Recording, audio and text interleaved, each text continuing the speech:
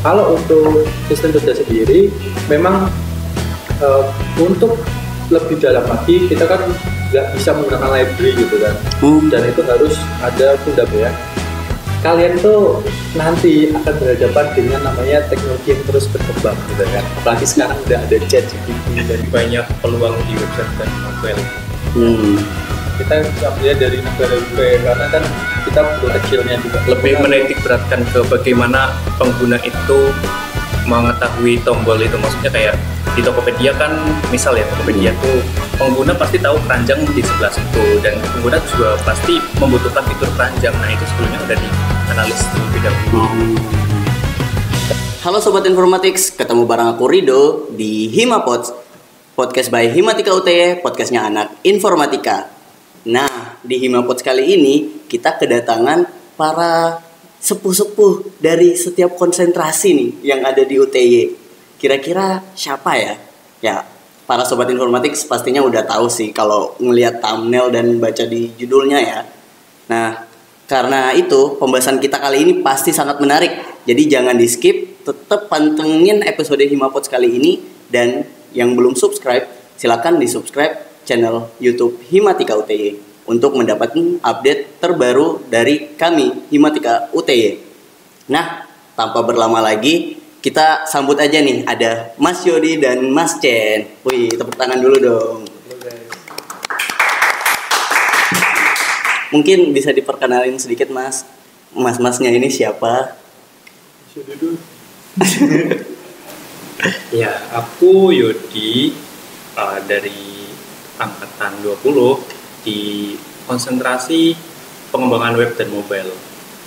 Oke, kalau aku kenalin, nama aku Mas Randa Sepjango, atau bisa dipanggil Chen, atau Mas lah, terserah gitu kan.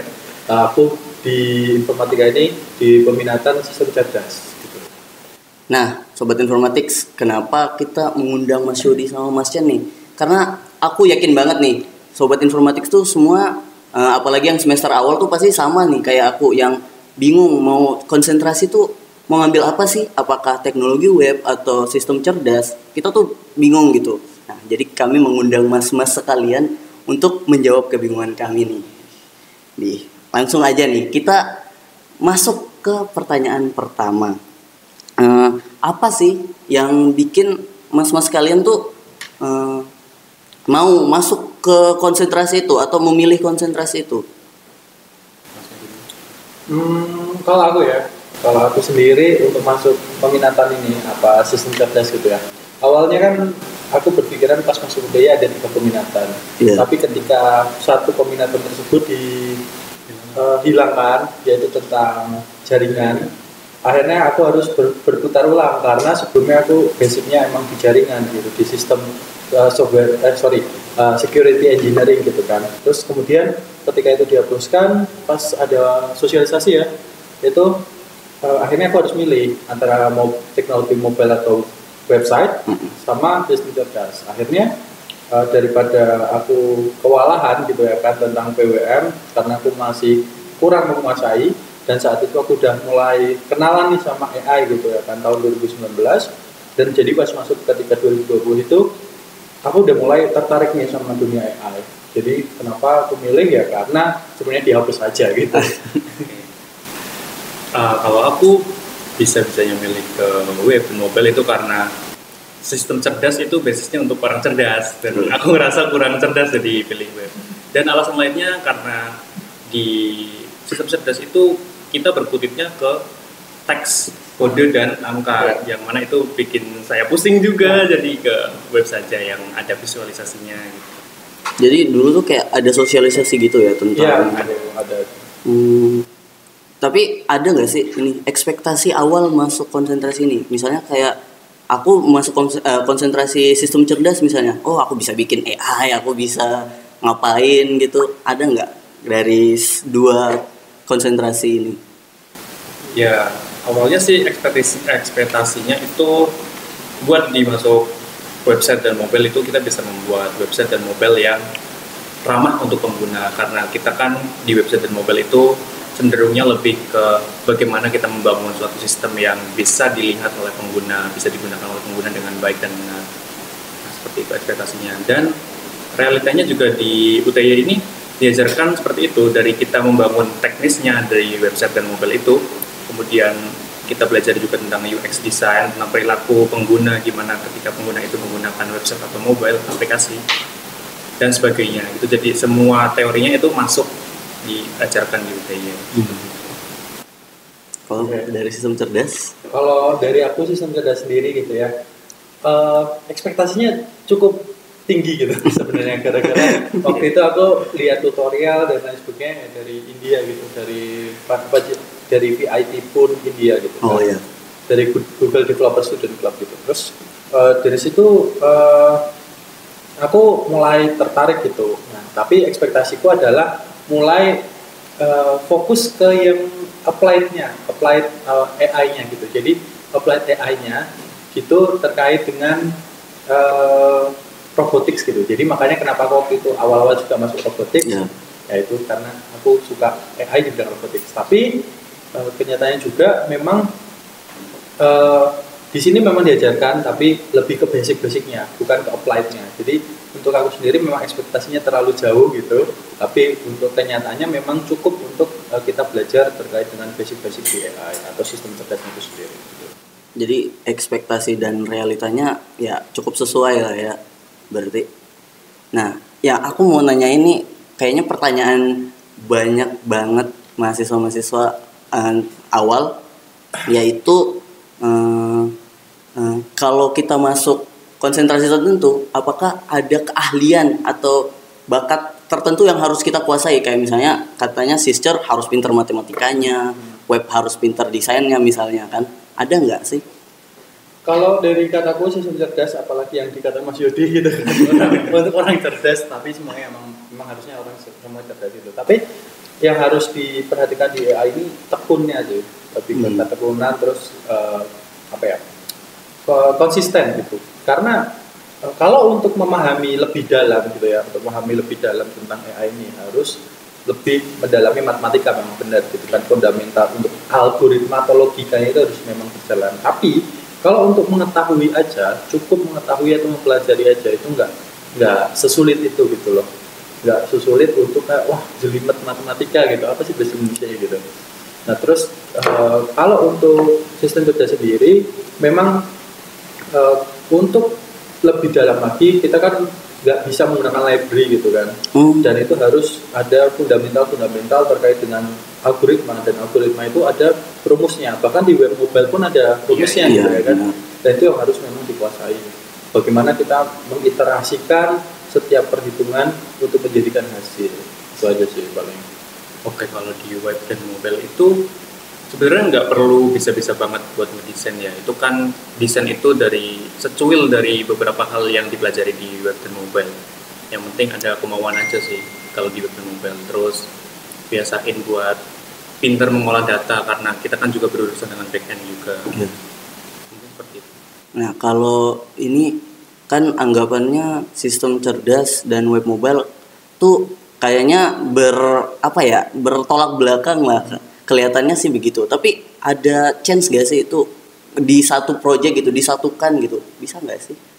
Bisa banget. Harus malah. Harus ya. Harus kayak ibaratnya kalau kataku si web mobile itu sebagai tubuhnya, tapi sistem cerdas ini sebagai otaknya. Karena buat berjalan ya sekarang, apalagi sistem-sistem besar kayak Instagram dan sebagainya, butuh algoritma.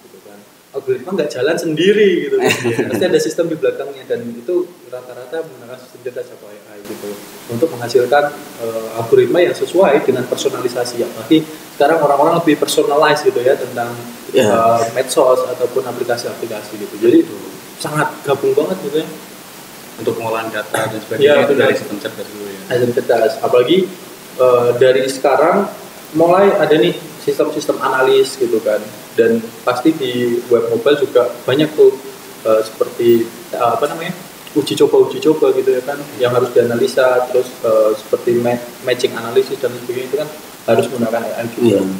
Nah jadi secara garis besarnya itu ya betul yang dikatakan sama Mas Chen, jadi sistem cerdas itu sebagai otaknya, kita sebagai web dan mobile itu hanya menampilkan apa yang telah dibuat oleh sistem cerdas. Bagaimana pengguna bisa menerima apa yang telah dibuat dari sistem cerdas kalau tidak ada media yang buat menampilkannya? Ya benar. Gitu ya. Jadi sangat kayaknya kalau bersatu emang bakal OP banget. Iya, makanya kan kita butuh kolaborasi ya, nggak cuma jalan sendiri-sendiri. Jadi gitu. Kalau dari segi perkuliahannya deh Mas, ada gak sih perbedaan-perbedaan yang benar-benar signifikan ya di sistem cerdas maupun di teknologi mobile? Ada nggak? Ya.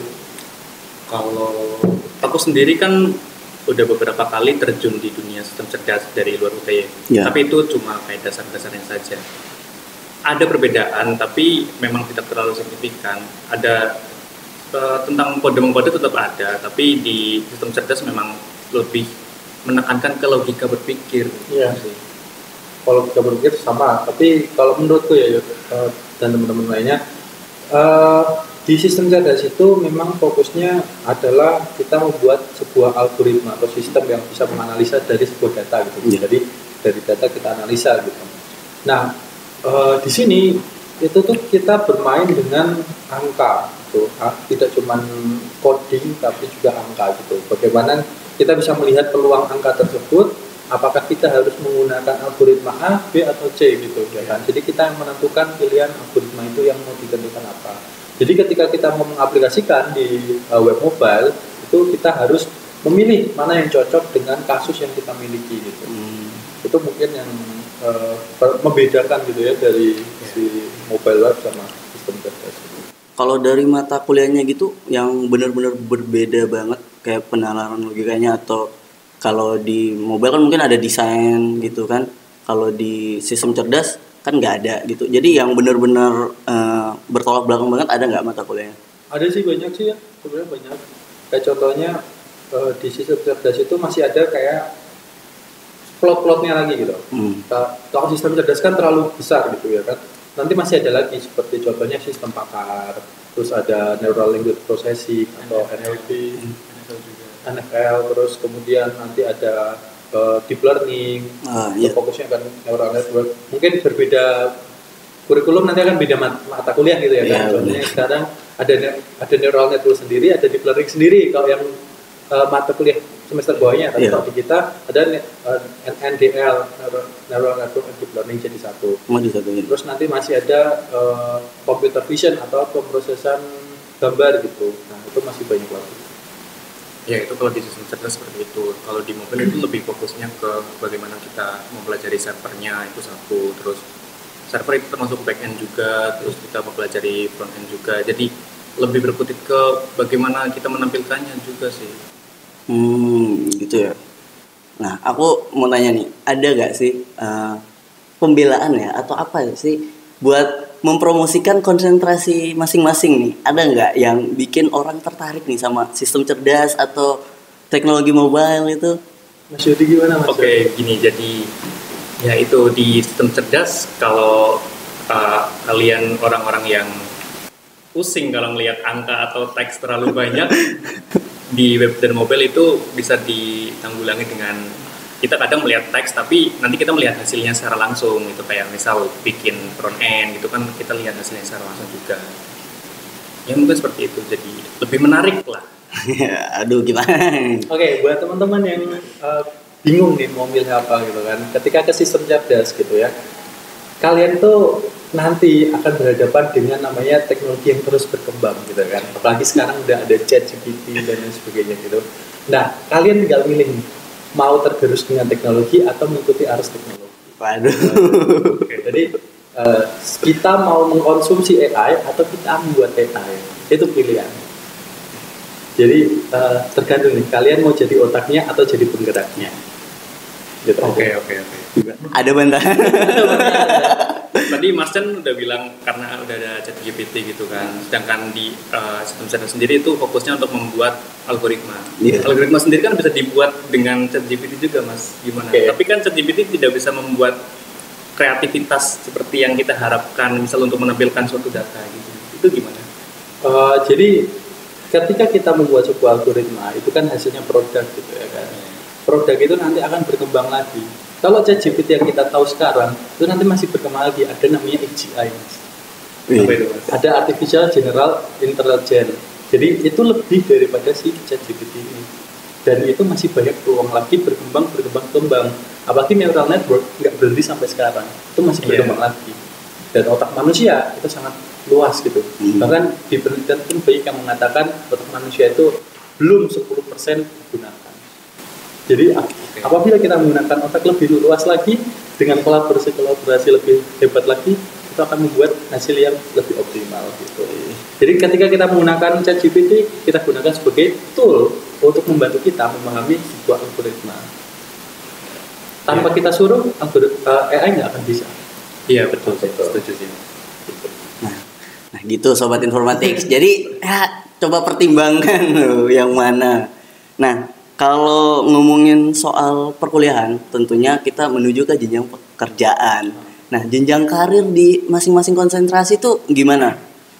Kayak mas-mas ini udah semester akhir. Gimana Mas ini? Dari pengalaman bekerja. Dari Yudi dulu mungkin.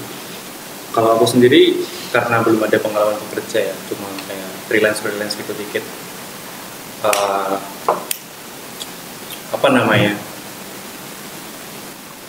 Potensi untuk bekerja di bidang web dan mobile itu masih lumayan terbuka lebar karena bidang web dan mobile itu bisa berintegrasi dengan semua bidang.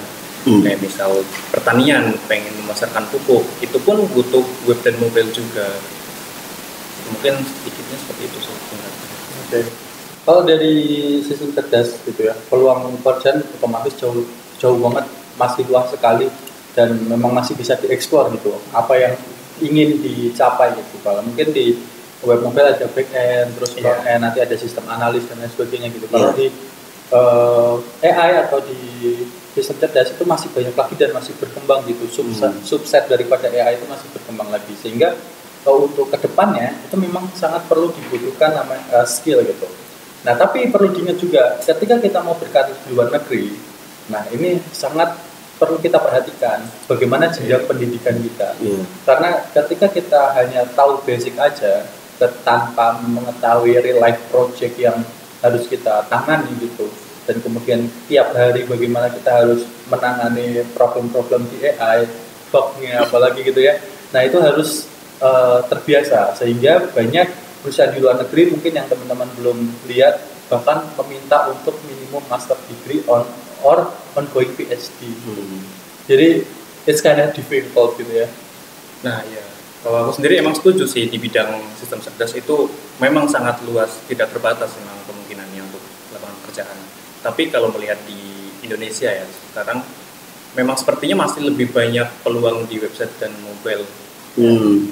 Kita bisa melihat dari negara juga ya, karena kan kita belum untuk stage lebih lanjut lagi, karena di Indonesia kan kebanyakan dari development startupnya juga masih stage-nya masih awal gitu dibanding di negara-negara lain. Jadi untuk sekarang mungkin AI itu masih belum terlalu diperlukan untuk produk aslinya di Indonesia gitu. Jadi mereka masih bisa menggunakan third party produk gitu. Sedangkan kalau di luar negeri mereka harus membuat produknya sendiri. Bahkan yang mau aku ikuti nantinya ketika lulus, aku ada satu bank gitu ya kan, mereka ingin membuat sistemnya sendiri untuk audit gitu. Jadi mereka memang hire sekarang mulai pergerakan ke produk sendiri. Makanya sekarang banyak nih perusahaan-perusahaan yang mulai buka intern terkait dengan AI. Bahkan senior engineer-nya juga mulai dibuka gitu. Makanya kemarin dari Google juga mulai buat Google Lead Expert nih. Ada. Google Developer Expert itu mulai dibuka di Indonesia, yang sebelumnya belum ada, cuma ada di China dan Singapura. Karena di Indonesia mulai luas gitu, makanya ada Google Developer Expert untuk bidang machine learning. Oh gitu. Ini aku mau nanya ya, mungkin titipan teman-teman mungkin juga enggak, tapi misalnya nih kayak Mas Chen tadi yang sebenarnya awalnya tuh mau masuk jaringan. Kalau di sekarang konsentrasinya dua gitu, kalau aku misalnya pengen masuk cyber security atau jaringan, atau aku pengen atau IoT, itu masuk kemana sih? Lebih cocoknya ke sistem cerdas itu tadi, karena di IoT juga pasti ada pengkodean yang membutuhkan algoritma juga. di cyber security juga seperti itu. Mungkin lebih cocoknya memang ke sistem cerdas. Betul. Tapi kalau bicara jaringan bukan ke web kah? Jadi ketika kamu menggunakan sistem atau security engineer gitu ya kan, kamu udah misalkan contoh brute force atau backdoor shell ataupun nanti mau DDoS gitu dan lain sebagainya. Itu kan butuh kekuatan analisa gitu kan. Kan kita nggak mungkin lihat baris kode ratusan bahkan ribuan gitu kan jalan terus gini, nggak mungkin gitu. Dan keterbatasan manusia memang harus mantengin terus. Nah, ketika kita bertemu dengan machine learning atau AI, kita bisa menentukan kapan sih polanya, kapan sih ini akan terbuka, dan IP mana yang bisa menjadi peluang gitu. Dan nanti perlu juga kayak ada di blue team atau red team gitu. Kalau red team kan juga harus mengolah tentang serangan, kalau untuk blue team harus defense gitu. Bagaimana kita bisa mendefense ataupun menyerang gitu.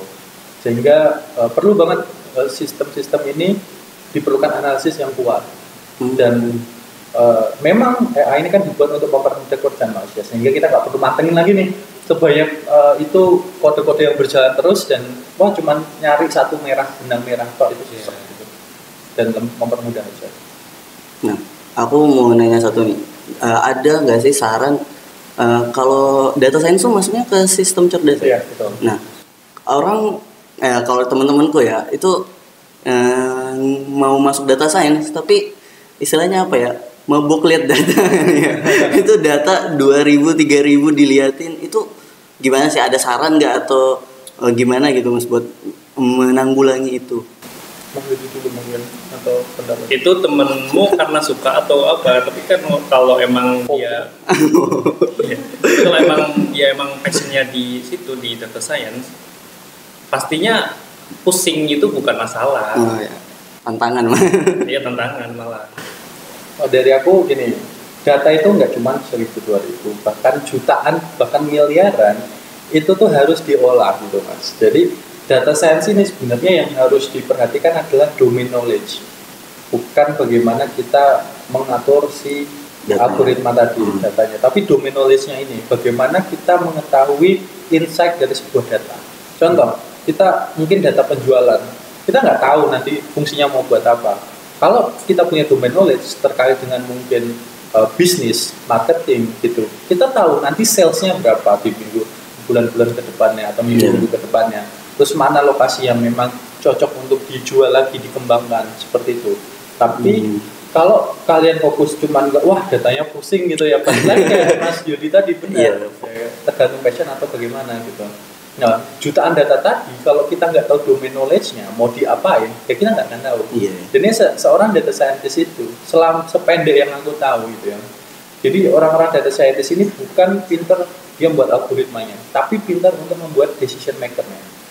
Jadi decision bagaimana data itu bisa menjadi sebuah produk ataupun sebuah model yang bisa menjadikan metode-metode tertentu gitu. Jadi kita bagaimana storytelling sebuah data. Kalau cuma diolah toh ditampilin nggak tahu gitu kan. Apa maksudnya data? Tujuannya nggak? Ya betul. Makanya perlu ada domain knowledge tadi yang diketahui. Nah, aku sekarang ke website nih mungkin nih Mas. Aku tuh ngeliat sekarang website tuh interaktif, 3D gitu yang kayak kalau kita nge-scroll ke bawah dikit keluar apa, itu gimana sih itu? Maksudnya perkembangannya udah sampai segitu itu katanya bikin susah programmer. Tapi apakah benar? Sebenarnya iya emang bikin susah sih. Tapi website yang seperti itu kan bukan website yang apa ya istilahnya, bukan website yang memang buat dipasarkan gitu. Kayak misal Tokopedia lah kita ambil. Emang Tokopedia pakai website yang 3D gitu? Enggak kan, tergantung penggunaannya website tersebut. Jadi biasanya website yang 3D itu selain buat portofolio si pembuat, itu buat kayak showcase project juga, buat hal-hal yang sifatnya lebih ke showcase lah, penampilkan. Tapi buat website yang untuk fungsionalitas itu sepertinya masih di basic sih, level basic. Oh, itu ya. Jadi persamaannya antara Sister sama Techmob tuh ya kita tetap harus meneliti dulu ya sebelumnya berarti. Iya. Soalnya ada UI UX design juga kan. Atau design thinking lah biasanya kalau ini. Karena kita ketika buat sistem itu nggak semena-mena nih langsung buat sistem, tapi gimana fungsionalitas tadi ke orang lain gitu. Kalau dari sistem web mobile bikin tombol yang menarik gitu ya kan, untuk mengarahkan gimana sih si processing daripada AI-nya tadi, itu kan perlu dipikirkan gitu. Nggak mungkin desainnya nyeleneh atau yang nggak berfungsi, itu kan permasalahan. Apakah besar kecilnya juga lebih menitik beratkan ke bagaimana pengguna itu mengetahui tombol itu. Maksudnya kayak di Tokopedia kan, misal ya Tokopedia tuh pengguna pasti tahu keranjang di sebelah situ, dan pengguna juga pasti membutuhkan fitur keranjang. Nah itu sebelumnya udah dianalisis terlebih dahulu. Dan itu wajib sih untuk wajib, dan itu terus berkembang ya. UI UX researcher itu harus terus berkembang karena permintaan. Contohnya orang tua itu lebih cenderung maunya tombol-tombol yang besar gitu, yang terlihat, yang kelihatan besar. Ya, contohnya kayak BCA. Iya. Ini itu kan ada 2 tipe, My BCA sama BCA yang biasa itu, BCA mobile. Yeah. Nah, di BCA mobile kan tombolnya gede-gede tuh, kayak ugly banget, lama banget gitu kan, modelnya jadul. Tapi emang diperuntukkan orang-orang yang memang memudahkan. Tapi My BCA mobile, My BCA ya, yang terbaru itu, My BCA itu dia lebih intuitif gitu, terus interaktifnya juga lebih kekinian gitu, daripada yang BCA mobile. Jadi tergantung user, saran usernya. Aku mau nanya satu juga, peran-peran nih di setiap konsentrasi. Kalau di web mungkin aku tahu kayak front end, back end, UI UX designer. Kalau di sister aku kurang ini gitu. Oke, tadi sebenarnya udah aku cukup jelaskan. Ada beberapa subsetnya gitu. Yeah. Subset daripada si sistem cerdas ini, yang pertama kita harus tahu dulu AI itu cakupannya luas. Dan di AI ini ada contohnya robotika, terus kemudian sistem ya tadi smart IoT, terus kemudian masih ada computer vision, natural language processing atau pemrosesan teks, terus nanti masih ada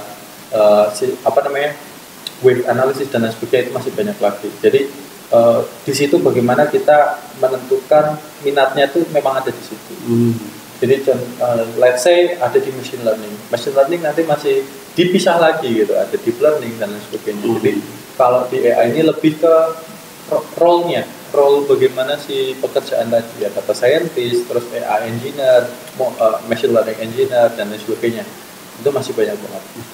Ternyata banyak banget. Ya, terlalu luas. Tidak terbatas ya. Tidak terbatas dan terus berkembang gitu kan. Nggak berhenti di sini aja. Bahkan sekarang ada prompt engineer. Ada prompt engineer? Iya, ada prompt engineer untuk bagaimana kita mengetahui si AI ini bekerja dengan baik itu. Jadi kalau kita cuma nyuruh coba buatkan analisa ini gitu kan, ya itu cuma hasilnya nyeleneh gitu. Tapi kalau kita menganalisa, contoh buatkan analisa, ten analisis menggunakan metode bla bla bla dari siapa, dengan hasil apa gitu. Jadi itu masih akan lebih jelas daripada sebelumnya. Jadi untuk menggunakan AI, ChatGPT atau generative pre-train modelnya, itu juga harus perlu ada orang, ada spesialisasinya sendiri gitu. Yang ngetes prompt itu. Ya, untuk menghasilkan output yang sesuai dengan kita, bukan output hasil halu gitu. Karena hasilnya biasanya halu. Gitu. Nah, kembali ke teknologi mobile kan tadi ada kayak UI UX, front end, back end. Mungkin orang beranggapannya kayak UI UX desain doang. Mana ada masuknya ke informatikanya. Terus front end mah cuma diterjemahin aja ke kode. Terus yang paling gak kelihatan tuh menurutku back end. Ya, itu gimana? Coba bisa dijelasin nggak? Secara gamblang. UI UX itu tidak sebatas untuk mendesain saja ya. Seperti yang Mas Chan bilang tadi, di UI UX juga butuh yang namanya riset, memahami target penggunanya dulu, kemudian di front end itu pun tetap kita harus menggunakan teknologi mana, terus kayak bagaimana kita menampilkan, kayak misal di UI UX designer itu kan masih terbatas, kayak tampilannya statis. Nah, gimana nanti di front end dibikin kayak gerak-gerak atau gimana biar untuk meningkatkan pengalaman pengguna menggunakan website atau aplikasi tersebut. Kalau di back end sendiri memang lebih menitik beratkan ke bagaimana kita memproses datanya sih. Relation database mungkin ya. Iya. Database-nya diolah di belakang. Iya. Jadi biasanya tuh orang paling sedikit pengetahuannya mungkin ya ke back end, soalnya yang terlihat kan cuma front end, tahu yang desain UI UX. Karena biasanya ada data engineer sendiri kan. Data engineer yang memang dia fokus untuk mengolah database. Betul. Jadi mungkin ketika di back end dia cuma ngambil aja dari data engineer gitu. Dan disediakan sama data engineer. Tapi perusahaan biasanya gitu sih. Oke, mungkin pertanyaan terakhir nih Mas. Ada nggak sih ini pesan atau saran ke sobat informatik yang mau mengambil konsentrasi? Aku nih kayaknya semester depan ngambil konsentrasi, ada nggak sih pesan? Intinya kalau dikasih tugas sama dosen itu sepele apapun tugasnya dikerjakan dengan semaksimal mungkin, karena di semester awal itu kan konsentrasinya masih tercampur gitu ya. Jadi kita belum tahu mau masuk kemana, jadi ketika kita mengerjakan tugas itu secara benar, secara maksimal, maka kita akan tahu ceruk mana yang bakal kita dalami nantinya. Kalau aku sendiri, ketika teman-teman mau memilih jurusan atau peminatannya, nah itu balik ke teman-teman sendiri, pertanyakan pada diri teman-teman gitu, apa yang ingin teman-teman capai nanti di kedepannya, apa cita-cita teman-teman yang pengen kalian capai gitu.